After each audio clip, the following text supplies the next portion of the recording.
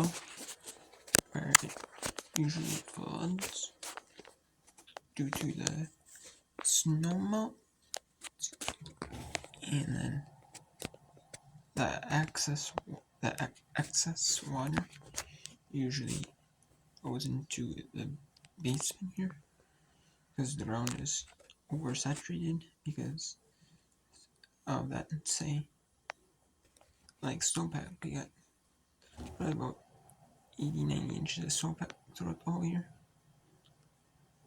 and like majority of it like melted all at once. And so then we might have got, say, a foot of water, then say 10 inches soaked in the ground. However, the other 2 inches might come in the basement and just flood, flood in the basement, and then the mortars, and then it just keeps oversaturated.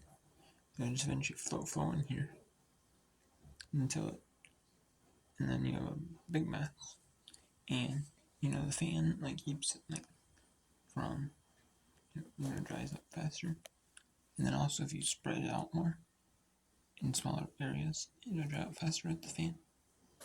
And then it completely dried out because there's been no snow melt and no real rain. So there's been some rain. The grass has that time to dry out a little bit because of the rain. The grass has that time to dry out. It's gonna rain off and on next week, so it's gonna have time to dry out. Maybe flood the basement, who knows? But I doubt it. But yeah, that's it. And it's underneath here. I don't see anything. I see maybe a little bit of